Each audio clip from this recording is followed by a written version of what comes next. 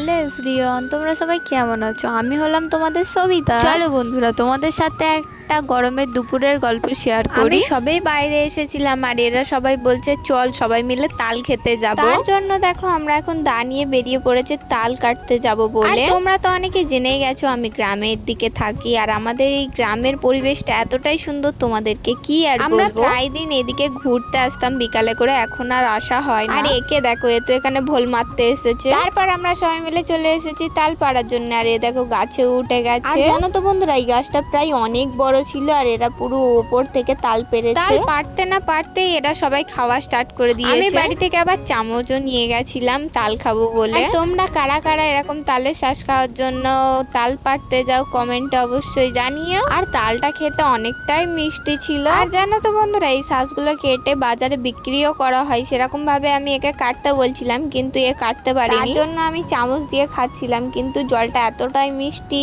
কি বলবো। আর এই গরমের দুপুরে বসে বসে তাল খাওয়ার মজাটাই আলাদা। বাড়ি আসার সময় একটা দিদির বাড়ি থেকে এক প্লাস্টিক জামরুল নিয়ে চলে এসেছি। বাড়ি এসে দেখছি যে আমার ছোট ছোট বোনরা বসে আছে আমার কাছে মেহেন্দি পড়বে বলে, তাই ওদের হাতে আমিও একটু পাটি মেহেন্দি করে দিলাম। আর তোমরা তো জানো আমার মেহেন্দি করতে কতটা ভালো লাগে। আর এই মেহেন্দির ডিজাইনটা কেমন লাগছে সেটাও কমেন্টে জানিও। আর তোমরা যদি এরকম পাটি মেহেন্দি করতে চাও তো আমার সাথে কন্ট্যাক্ট করতে পারো। আর বিকালে উঠেছিল প্রচুর পরিমাণে ঝড়, আর আকাশে মেঘটা জাস্ট দেখো ওয়াও লাগছে। বৈশাখ মাস বলে কথা, বিকালে ঝড় উঠবে না তাই কি হয়। বিকালে আর একটা বান্ধবী এসেছিল আমার কাছে মেহেন্দি পড়তে, আমি ওকেও মেহেন্দিটা করে দিয়েছি। লাস্টে মেহেন্দিটা কেমন লাগলো জানিও।